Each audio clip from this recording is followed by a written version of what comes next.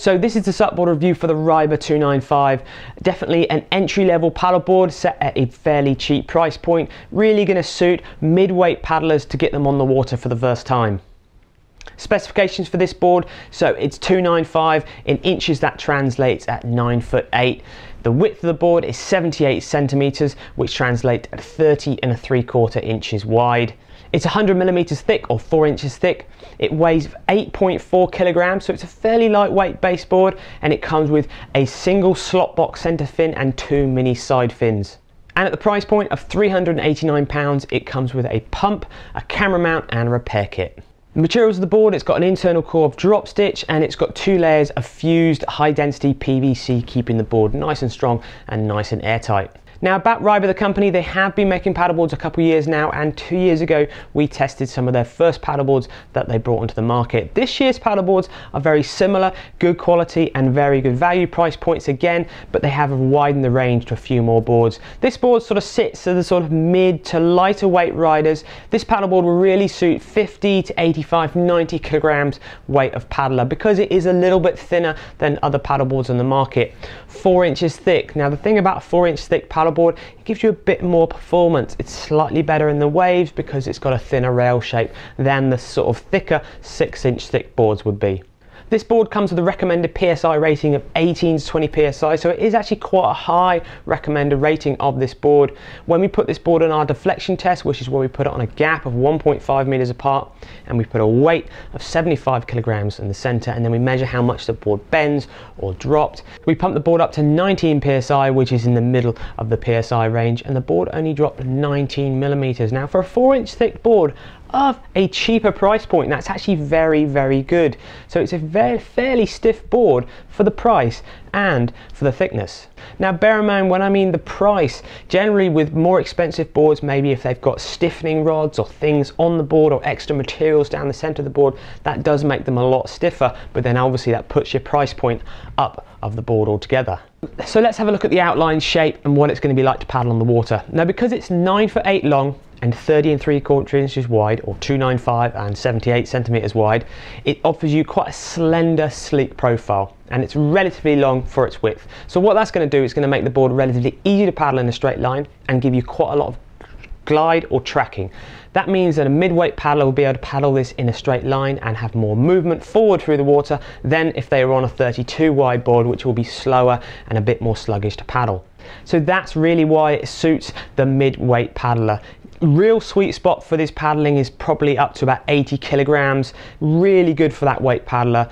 It's going to be not the most stable board in the world for the heavier paddlers, but if you're a bit lighter, you're going to be able to get a lot more out of this, and it's still relatively wide in the tail for you to get maneuverability and turns and really get the grasp of paddleboarding. So looking at the fittings of the Ryber 295, starting up at the nose, you've got your camera mount that you can screw in and clip into place up on the nose there. Really nice little feature, very easy to use and very secure, and it's nice you can lock it round and then put your action camera on the top there. This board's been in the salt water for a couple of weeks now, and this actual mount is in really good condition. Obviously it's quite good stainless because it's still undoing really easy, and there's no rust marks at all. It's just a nice little thing to note. Sometimes you buy cheaper quality stuff and it does end up rusting, but that hasn't rusted at all. Moving back on the board, you've got the graphics coming through, then you have a 3mm EVA deck pad, really grippy, padded carry handle, pretty padded and pretty comfy to be honest, and because the board's relatively light, it's nice and easy to carry with the handle. The deck pad ends just behind your feet standing area, and then you've got your bungees at the back there. You can put your dry bags and maybe flip-flops and a few drinks in under there. Moving to the back, you've got your inflation point, and then you've got your leashing point there as well.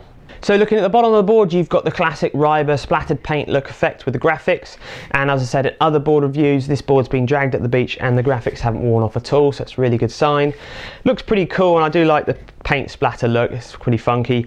The profile of the board, or the curve of the board, the rocker line as what we say, it's got a nice amount of nose kick or nose rocker at the front there, and it's pretty much flat straight towards the tail, which is great for basically just paddling in choppy waters or all sorts of waters. So the chop comes underneath the board and it's flat straight to the tail. A flatter board at the back of the board just makes it a little bit quicker and easier to paddle in a straight line, so just remember that if you're getting into the sport.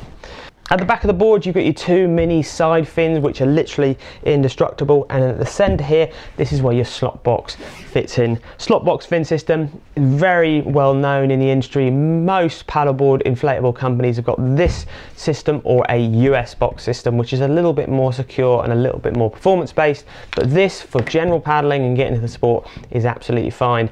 This fin system is great. It's definitely not as strong as the super indestructible, maybe 3 fin systems you see on other boards, but it does make you paddle in a straight line, and it's very easy to get up and going on the board. So it's best off taking this fin system out if you've got dogs and kids running up and down the board on the beach. Now, Ryber do something very different to other companies. You buy a basically stripped back package that's a very cheap price point. So this board, it retails at £389, but you don't get a backpack for that, you don't get a paddle for that, but then they do offer very reasonable price accessories to go up from there. What you do get is you get a 2-way double action pump, which is the same pump we see in many other more expensive brands. It pumps on the upstroke and on the downstroke, so you get a relatively quick amount of air into the board relatively quickly, and because it's this size, it's not a massively thick board, it does pump the board up fairly quick and easily to the 18-20 psi. It's got a valve here that you can turn over, so when the pressure starts getting higher, maybe you're pumping above 12 psi, it just pumps on the downstroke, which then makes it much easier.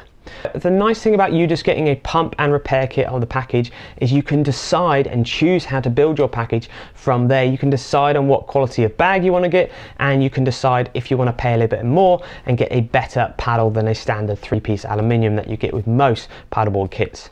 So as far as the bag goes, you can get a standard bag which retails at $19.95, or you can get an upgraded deluxe bag, which we've got here, which has got all the sort of stuff you'd expect of a top end bag: wheels, nice big padded shoulder straps, padding around the back, really heavy duty ripstop nylon, and this retails at $69.95. So you would just add that on to the package price of your standard Ryber. Now, looking at paddles, the most common paddle people start with, probably because it's the cheapest, is a sort of aluminium 3-piece paddle. Ryber do one at $29.95, which is fairly cheap, to be honest. The paddle itself is absolutely fine. It's not going to set any speed records, and it's not going to be the stiffest paddle in the world. But if you just want a cheap paddle to get you on the water, to get a feel for paddleboarding, a 3-piece aluminium paddle like this one is absolutely fine. Going to go in the bag, going to pack down, go in your car, nice and easy. So that is your basic level paddle that you generally get with most paddleboard packages. Then, if you're thinking about you're going to get into the sport and you know you're committed, maybe you've already had a few lessons already and you know you're really going to enjoy it and you're going to get into paddleboarding, it's what you want to do, maybe it's worth upgrading to a slightly better paddle. So they do a carbon 3-piece paddle with a plastic hard-wearing blade, much lighter than the aluminium. Again, a lot stiffer. It's going to give you a lot more performance on the water, and you're going to be way happy paddling this for longer distances. And this retails at $69.95. So again, it's a fairly cheap price point paddle to get you on the water.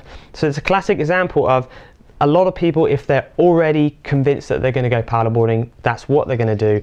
You're probably worth spending an extra 30 or 40 pounds and getting a better paddle like this than the cheaper aluminium paddle. Then moving on from there, if you really want to treat yourself, you can go for the Ryber full carbon paddle. It is a very nice paddle for the price, £139. Yes, it's a lot more money than the other two, but it's a lot lighter and a lot more performance based, got a lot more shape to the blade. Really great for paddling longer distances. If you're loving SUP and you really want to get into it as much as possible, a carbon lightweight paddle like this is really a nice thing to use and paddle. So it's another option there from Ryber to upgrade. So to conclude, we're going to look at pros and cons and value for money. Well, pros, it's a really nice shape, an outline shape for a mid-weight paddler. It's going to be very easy to paddle, and you're going to get a lot of fun, and you're going to be doing a lot of different types of paddling with it. You're going to be able to go surfing, a bit of river cruising, and general a bit of light family fun too. And cons, well, if you've watched some of my other Ryber reviews, you probably guessed what I'm going to say. I'm going to talk about the bungees at the back of the board here. They're a little bit in the way when it comes to doing maneuvers like step back turns, or if you're trying to walk around the board or even go surfing, so you might want to take those off and wax the back of the board. It's a small con, but definitely it's something to be aware of, that it's going to be in the way if you get into slightly more performance-based maneuvers. And value for money, well, you guys have probably guessed it, at £389 is a good value SUP, isn't it? Yes, you're going to have to spend spend more to get on the water, because remember, you haven't got your leash, you haven't got your paddle, so you're going to have to spend a little bit more. But definitely up around the sort of £450 price point, you've got a complete package you can get from Ryber and get on the water. So there we go, guys, that's the Ryber 295. I hope you found that SUPboarder review interesting and informative. Remember, if you want to see other boards, we've got loads of them on SUPboarder and loads more technique videos as well, so check out supboardermag.com. But otherwise, we'll see you next time on SUPboarder or on YouTube. Thanks a lot.